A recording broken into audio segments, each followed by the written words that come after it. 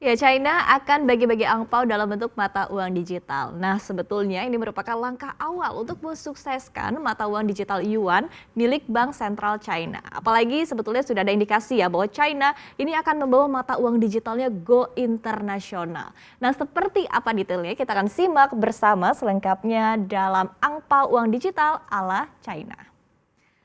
Nah, di momen Tahun Baru Imlek, Beijing telah menyiapkan angpau jumbo berupa uang digital senilai 1,5 juta dolar Amerika Serikat. Dan uang ini nantinya akan dibagikan kepada 50.000 orang terpilih yang masing-masingnya akan mendapatkan 200 yuan atau setara dengan 30 dolar Amerika Serikat per orangnya. Tapi ini bukan untuk cuma-cuma ya. Jadi uang ini sebetulnya adalah akan digunakan untuk uji coba mata uang digital terbarunya.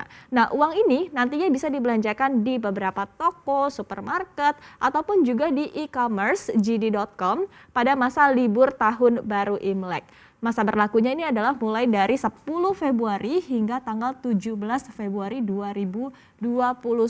Dan uji coba uang ini hanya akan diberikan kepada warga negara China ataupun juga residen dari Hong Kong, Macau, dan juga Taiwan. Nah, sebelumnya, yuan digital currency ini dikembangkan dan juga dikendalikan oleh Bank Sentral China, The People's Bank of China ataupun juga PBOC. Sementara untuk cara penggunaannya ini akan mirip seperti dompet digital pada umumnya ya. Jadi adalah seperti Alipay ataupun juga WeChat Pay di China atau seperti GoPay dan juga OVO kalau di Indonesia. Nah, jadi nantinya pengguna ini hanya perlu mendownload aplikasi Renminbi dan jika saldonya ini sudah terisi, maka pengguna tinggal memindai ataupun juga scan QR code untuk melakukan transaksi. Nah, selain di Beijing, sebelumnya uji coba ini juga sebetulnya sudah dilakukan ya selama 1 tahun di Shenzhen dan juga Suzhou.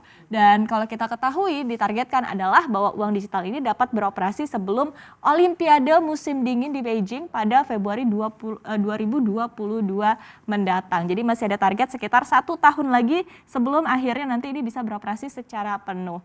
Nah, kita lihat di slide selanjutnya. Memang sebetulnya adalah bukan lagi menjadi rahasia bahwa China ini memiliki ambisi untuk membawa mata uangnya ke kancah dunia. Tujuannya apa? Tujuannya adalah untuk mengurangi ketergantungan terhadap dolar Amerika Serikat sekaligus mengalahkan dominasi mata uang milik negara rivalnya yaitu adalah Amerika Serikat. Namun sebetulnya ini adalah pekerjaan yang sulit bagi China. Karena bagaimana tidak, kalau kita lihat di sini datanya adalah per April 2019 saja porsi penggunaan yuan China di dunia ini hanya berkisar 1,2% saja. Ini sangat jauh ya kalau kita bandingkan dengan penggunaan dolar Amerika Serikat ini yang mencapai 40,02% atau bahkan dalam beberapa tahun terakhir ini adalah sekitar 40% hingga 47%. Dan ini adalah dari total seluruh transaksi yang ada di dunia. Sehingga adalah langkah yang dilakukan China ini adalah dengan mengembangkan uang digitalnya hingga akhirnya bisa go internasional dan bisa dipakai oleh orang banyak. Dan untuk memenuhi ambisinya ini, China pun akhirnya menjajaki kerjasama dengan SWIFT yaitu adalah perusahaan Global System for Cross Border Payments, di mana di sini adalah kerjasama keduanya menghasilkan sebuah perusahaan bernama Finance Gateway Information Service yang mana ini sudah diresmikan ataupun juga sudah didaftarkan di Beijing pada 16 Januari 2021 lalu dengan modal awalnya adalah senilai 12 juta dolar Amerika Serikat. SWIFT sendiri ini sebetulnya diketahui menjadi pemegang saham terbesar dengan kepemilikannya adalah hingga 55% melalui anak usahanya yang terdaftar di Hong Kong. Kemudian sementara untuk porsi kepemilikan dari saham PBOC melalui China National Clearing Center ini adalah sebesar 34%.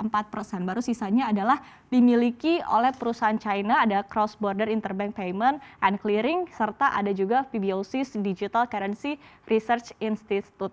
Dan kerjasama ini mengindikasikan bahwa China akan membuat mata uangnya ini bisa digunakan di luar China.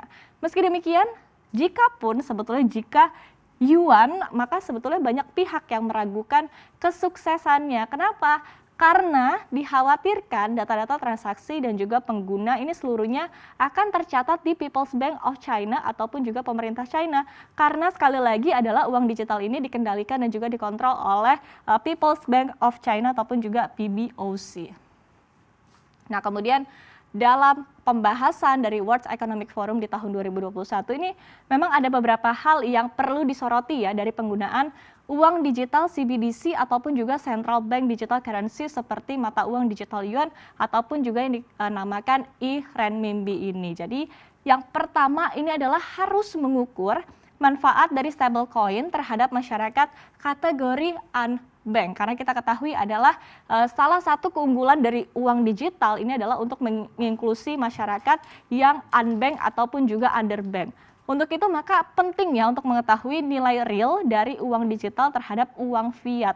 Apalagi jika akan digunakan untuk bantuan sosial. Kemudian yang kedua adalah masalah regulasi. Jadi regulasi yang berbeda antara area yurisdiksi ini akan menjadi celah hukum yang menjadi resiko ketidakpastian dalam penggunaan uang digital. Jadi sehingga ini juga akan membuat penggunanya ini perlu mengetahui begitu ya pemetaan berbagai jenis mata uang digital dan juga membandingkan resiko untuk penggunaan uang digital dan juga uang konvensional. Jadi bisa membandingkan ya kira-kira resikonya apa nih. Kemudian yang ketiga adalah infrastruktur dan juga peluang teknologi. Nah, jadi sebetulnya untuk mencapai potensi maksimal, maka pemerintah dan bank sentral ini perlu mendapatkan kerangka ataupun juga data-data yang jelas untuk mengambil sebuah keputusan. Namun hal ini sebetulnya tidak bisa dilakukan secara sembarangan karena perlu mempertimbangkan ya tingkat resiko dan juga privasi yang dapat diterima oleh pengguna. Karena kalau misalnya nggak aman ataupun juga datanya bocor,